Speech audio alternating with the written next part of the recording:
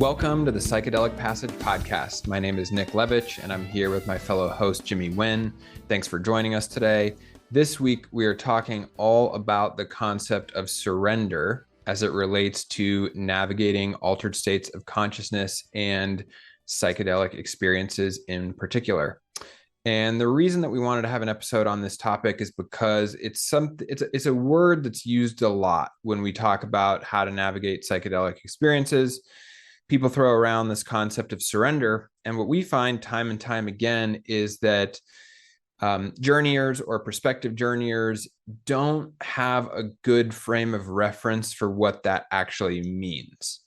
And so what we'd like to do in this episode today is help contextualize what it is that we mean by surrender and go over how to actually do that in practice. So, Jim, I mean, when someone comes to you and is like, okay, cool, what does surrender mean for a psychedelic journey? What do you tell them? How do you explain this concept to them? Yeah, I mean, first, it's important just to recognize that surrendering in the context of navigating a psychedelic experience is different than the dictionary definition of surrender. It's not necessarily like giving up or losing or giving in. Our society thinks about surrender as far as victory or surrender, right? And so I just want to frame that first. And yeah, this is an interesting topic as well, because when I have leads and clients and folks who are exploring, medicine work, they hear the word and they know to say it and they know that it's a part of the process and experience, but I don't know if people actually feel what it means. Maybe people might know from a cognitive or like theoretical standpoint. And so well, this is important. Yeah. This is important because what this means is that people don't know what surrender means or feels like, because oftentimes we don't know what it's like to let go until we're forced to, or another way to explain it is we don't know how much we're hanging on to until we let it all go. Here's the biggest thing that happens with me and clients.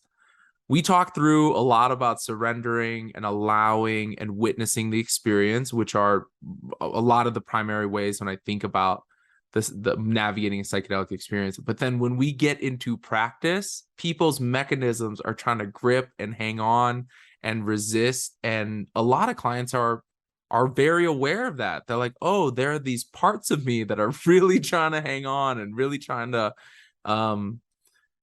provide some type of defense mechanism for this part of me to not fully relinquish into the experience. So that's one primary thing that I want to highlight, is that there's the difference in understanding cognitively what the concept is, and there's another in actually practicing and doing it. And I know we'll do a whole episode about just ego death or ego dissolution. I'm getting a little fired up about that one too, but surrendering is a couple of things. One is it's an active process.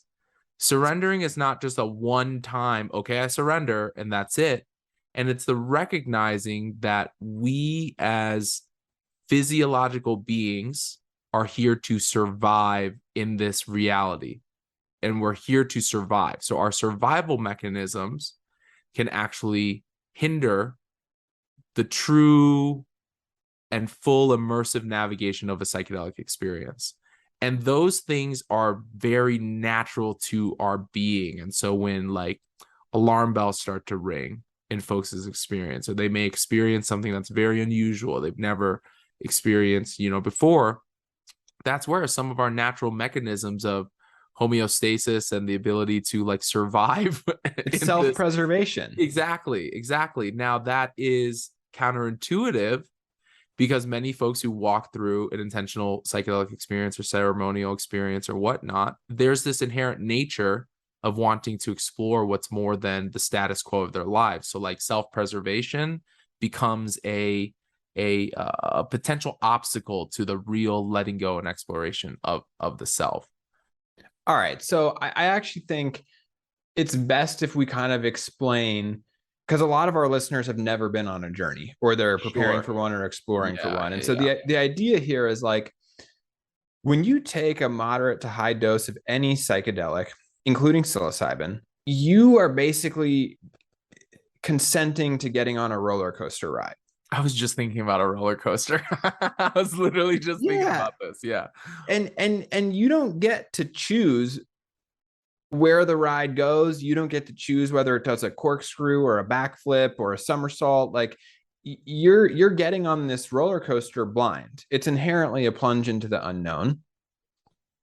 And we're conditioned to want to control our lives, control how things go. We want to smooth things Control out. And variables, control parameters, control potential outcomes, best case scenarios, that type of stuff.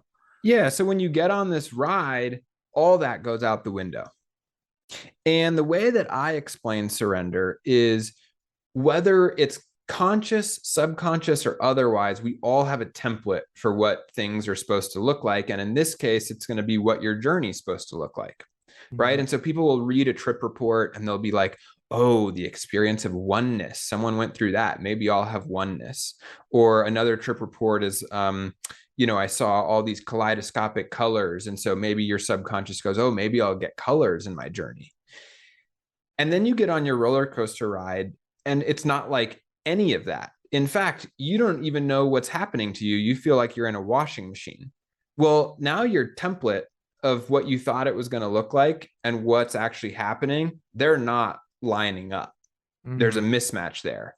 And then that creates this internal friction or conflict within your being. It's like, okay, well, it's not lining up. This isn't what it's supposed to look like. This isn't what I expected it was going to be. And that conflict is often more challenging or more abrasive than just experiencing what it is that's actually happening. Yeah, and for what it's worth, that picture in your mind, it can be very well intentioned and very beneficial. Like I had a client who said, I'm not really feeling like I'm getting any downloads and insights right now, so it must not be working. And meanwhile, they're going through a deeply somatic experience and moving and all this stuff, and all of these things. And when I think about the roller coaster, and when I think about surrendering also doesn't mean a straight up free for all. Like there's a difference between plans and the difference between expectations. To your point on what you're talking about this picture in the mind of what a journey should look like. And so in order to surrender, you have to have trust. And in that trust, there's trust in yourself, whether you have the inner resourcing to navigate this experience. There's trust in the psychedelic, there's trust in the plant medicine, and trust in the container of the professional or the person that you choose to support you. And so when you're getting on the roller coaster, or if I'm getting on a roller coaster, I trust that the thing has been inspected. I trust that harness that I put down on myself will actually Safety protocols. hold my big ass body in there. Like I trust that people have ridden on this thing and then have gotten off and whatever. And so there's two options. You can either go on that roller coaster. You're choosing to go on the roller coaster, by the way.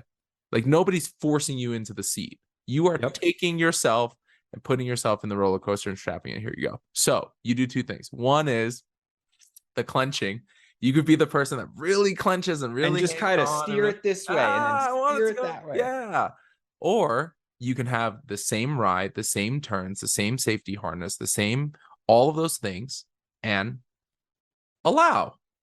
Put your hands in the Allow. air, baby. Yep. Yep. And it's your choice. It's your choice, because no matter what you thought about the outcome of that roller coaster, whether it was terrifying or pushed you to your limits or it was exhilarating or whatever, the roller coaster ran the same. It was all the same Course, same track. all the same stuff. And so I think that's another part of I mean, I really like what you're saying about, it's a part of this is surrendering the image or expectation in your mind on what it was supposed to be like.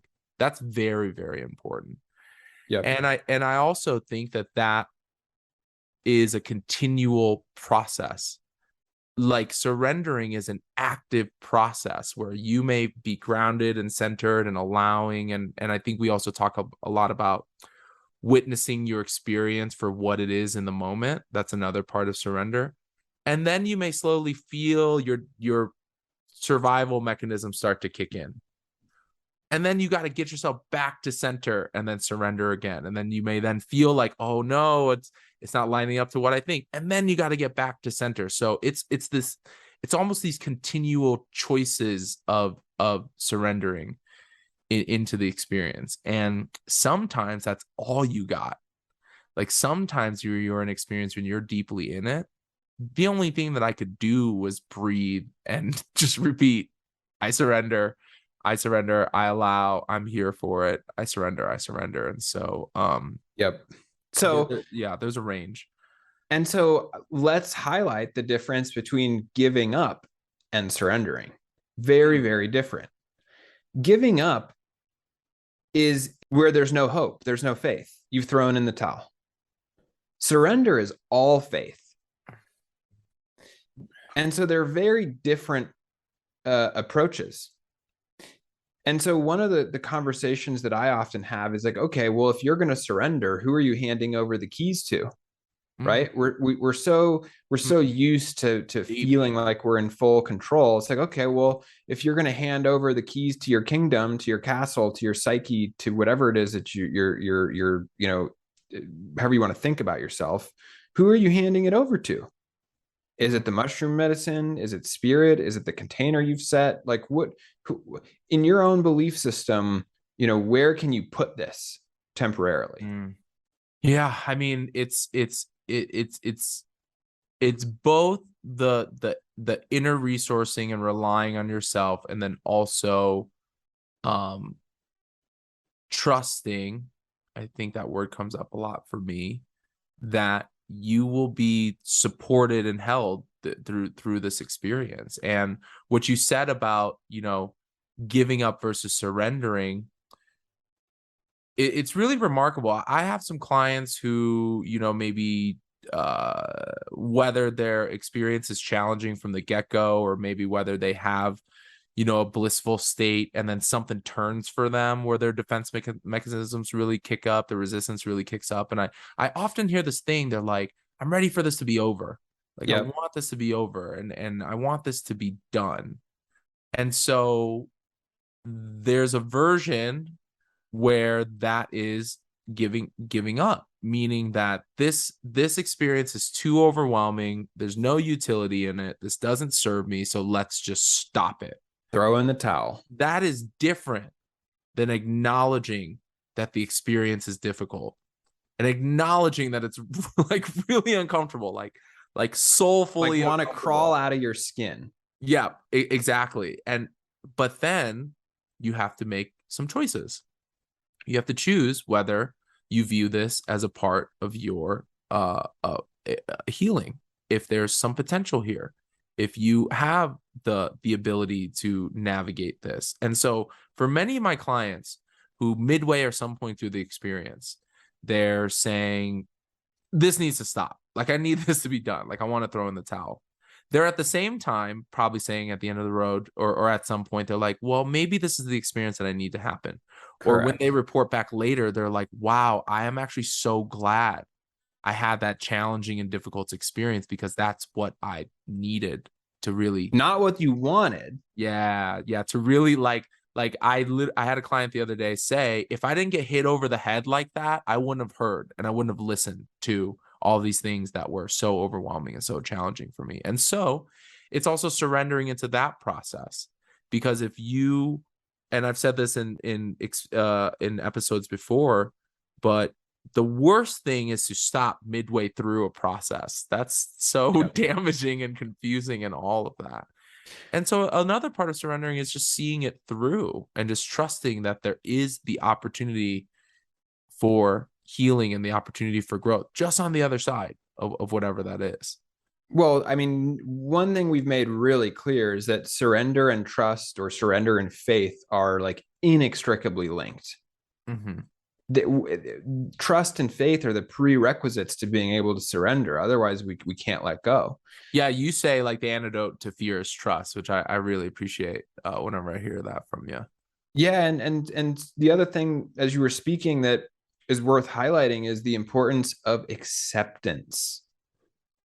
The process of surrendering, perhaps the most analogous word is acceptance. You're just constantly accepting whatever it is that's occurring in the journey, even if you don't like it, even if it's uncomfortable, even if you can't make sense around it. There's just this radical acceptance of the experience as it is, without trying to control it, judge it, change it. And that is a hard place to hang out It's in, because hard, yeah. it goes against all of our conditioning. And also just recognizing that there's layers to this. So it's not just what you're witnessing and if it's overwhelming or not, but the stories associated to that, the emotions that we feel, associated to that. And it's about witnessing all of it, because the real act of surrender is not having any input to where the experience should go. I think another part of the surrendering is removing just the should from any of this. Yeah, don't shit all over yourself. Yeah. So you got a lot of time, folks, in the integration process to connect dots and analyze and make sense of and all that. And I share with folks, navigating the experience is using your breathing as an anchor. So just returning back to your breath and just watching. And it's not just watching the visuals and watching, it's watching, oh, my defense mechanisms really are creeping up right now. Yep. Or, oh, there's this really strange sensation in my body where I just honestly just really need to move. Or, oh, there's some fear coming up. Or, oh, there is this story that I'm telling myself that this isn't working, and watching all of that too. I had clients who explained to me that one of their biggest fears is like being stuck in the experience, never coming out of it. Well, if that's where your focus is and you're attached to whether you're stuck in the experience or not, then your mind may very well try to convince you that you're stuck in the experience. And so those folks had to really trust in what I was telling them, that look, time is continuing on, and that you took some psychedelic substances or psychedelic medicine, or you communed with the medicine, and over a period of time you will land and you will come back down, to earth. And so it's this interesting play from like, fear comes up, I think, a lot for people's ability to surrender, because it's if you are very fearful of the experience or how it's going to go or the outcome, whether it's going to work, whether it's not going to work, that can build up a lot of resistance in your body, because again, you're focusing on the outcome, you're focusing on what's happening afterwards, instead of just like being there in the moment for the experience, for that whatever thing is going on for you at that Yeah. I mean, one thing that I see time and time again is people say, oh, no, yeah, I don't really have a whole lot of expectations. Like I've checked my expectations at the door, and then they come They're the out on, ones who are like, I expected this to be like this, and it's not happening. yeah. And so we spend so much time in prep talking about expectations and how to strip those as much as possible from this experience. And people are like, yeah, okay, got it. Did the expectation thing. I'm good there. And then after the journey, first thing we hear, well, that didn't go like I expected. I'm like, yeah, so there was definitely expectations that you didn't even realize you had. And so part of what we're describing here in this surrender process is we don't know that we need to let go of it until it's reflected back to us. And oftentimes the way the mushroom does that is by reflecting our shit right back in our face. Yeah, if we tell ourselves and convince ourselves that we have no expectations and I'm coming into this completely open-minded and all of that, but actually deep under some layers, those things are there.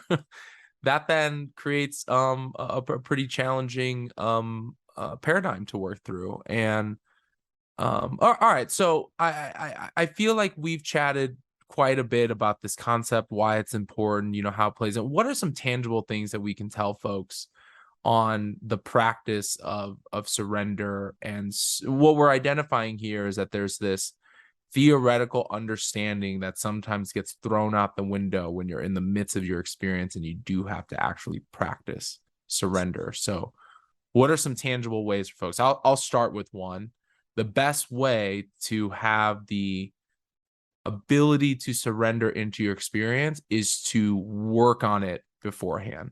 So Yep. there are opportunities to surrender in our everyday life, the surrender of a belief about a certain thing, surrender of a judgment about a certain thing, surrendering to an outcome when you're in traffic or a guy cuts you off and you're surrendering that, whatever feeling that you have about that. So there are little opportunities to practice the art of surrender. Well, that's pretty good. To practice that. And I share with folks that the more that you can do that, I think also the more that folks can get into like the witness standpoint.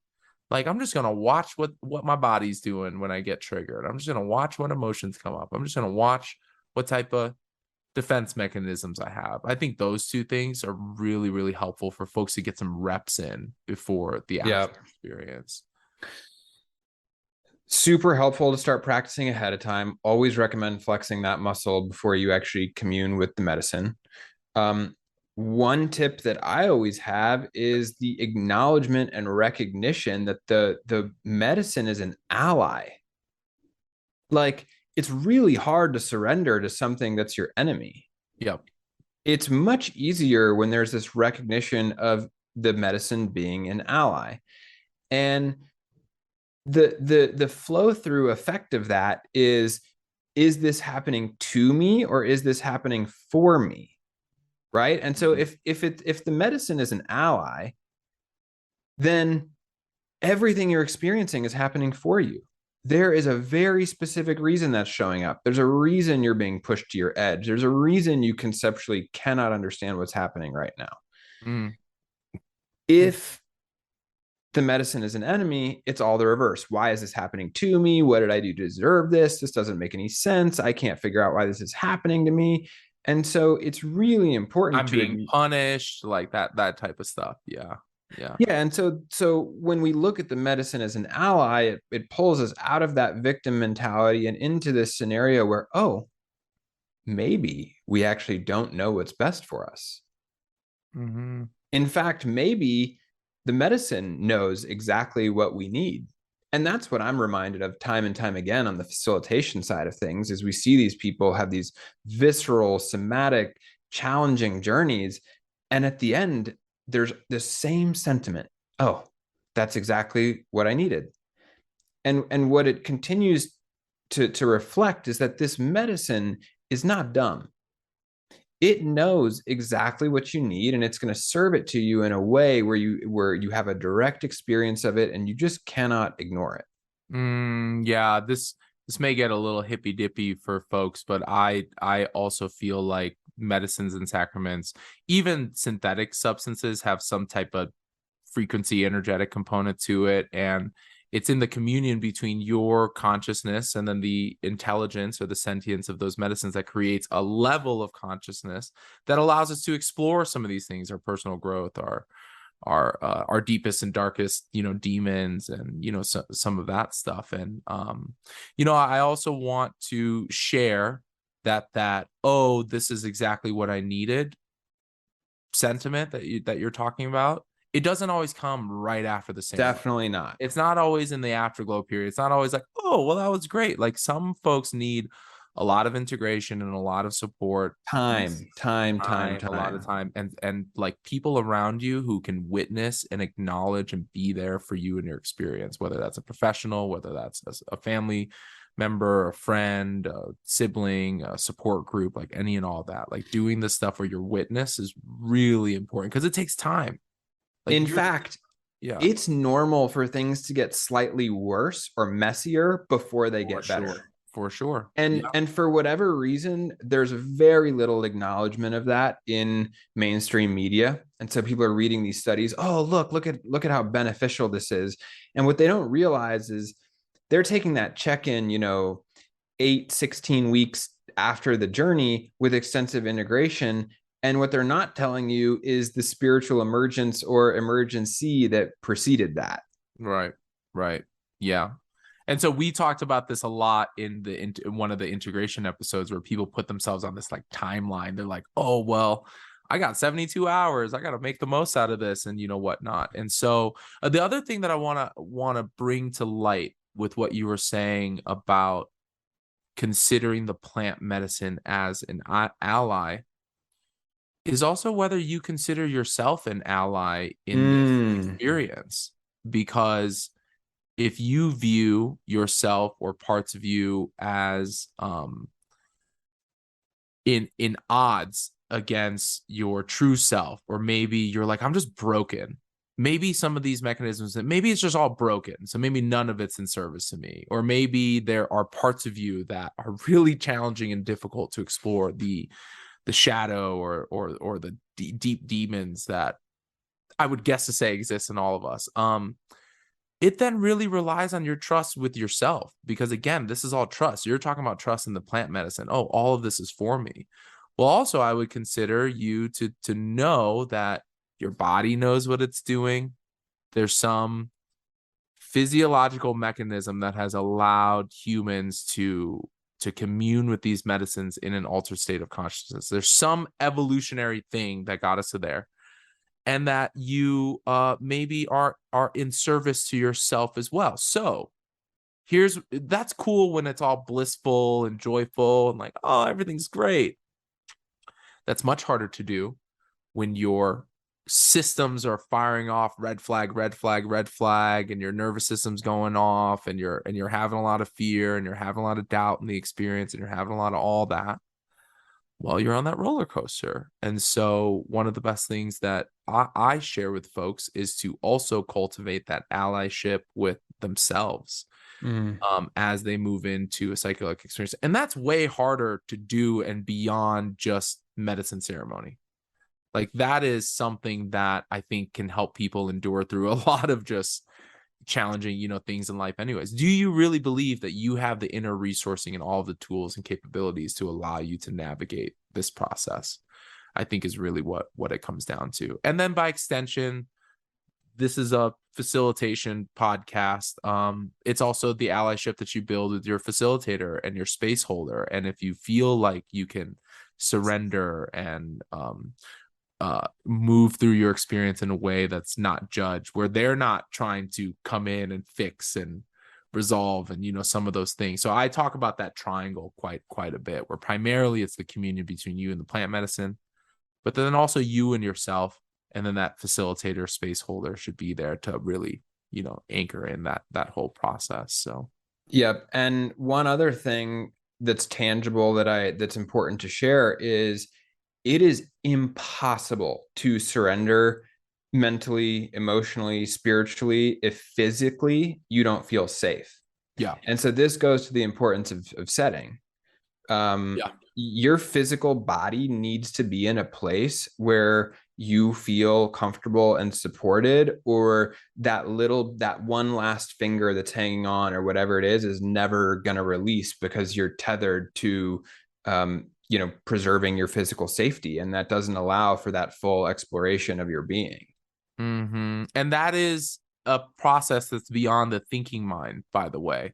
Like, we all have these mechanisms where if we see a rope on the ground and it resembles a snake, some of us might jump. Like, that's a part of like what's been passed down to us, to have these nervous system responses on that fight or flight, or that self-preservation response. And you're so right. In order to give yourself permission to be in a vulnerable state, to give yourself permission to allow the experience to flow through however it needs to give yourself permission to be in allyship and be in with yourself, and then with the plant medicine, all of that needs for you to have this real deep sense of safety, The other piece that I want to end with that's helpful to share is that your body knows what it's doing.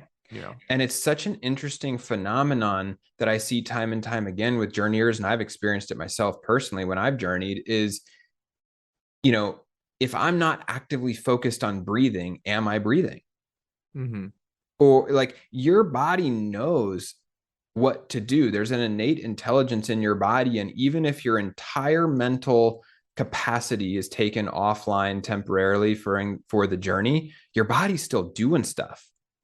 This is where somatic releases take place. This is where all this kind of nervous system re-regulation takes place.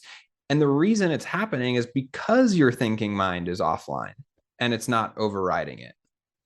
Yeah. Yeah. And so I think boiling down to this is that from a fundamental standpoint, surrendering is rooted in trust. I think it's rooted in safety, Acceptance. and also there are layers on how to build that into your experience, relationship with yourself, relationship with the plant medicine, relationship with the facilitator. And then there are also some practices and things that you can really deploy that are surrendering in action. When we talk a lot about breathing through things, and we talk a lot about grounding exercises, mentally, when we talk about like recognizing that the nervous system is doing some wild shit probably. Yeah, I'm really grateful that we had this conversation. I hope that it's hard to toe the line because this is a very lofty topic, and it's hard then to bring it down into tangible. And at the end of the day, it's a strategic tactic. If there are listeners who are like not getting down with what we're sharing about the philosophy around surrendering, well, if anything, just know that it's a really, really useful way strategically and tactfully to navigate the experience. To just breathe and watch. Breathe and watch. Just breathe and watch. If you take nothing else, yeah, just take that. Yeah, for sure. All right. Well, that brings us to the end of today's episode of the Psychedelic Passage podcast. You can look for all of our episodes by going to cannabisradio.com or subscribing to the show on Apple Podcasts, Amazon, Spotify, iHeartRadio, or wherever else you stream your podcasts. If you like the show, please leave us a rating, subscribe, and review. It makes a big difference, and we'll see you guys next week.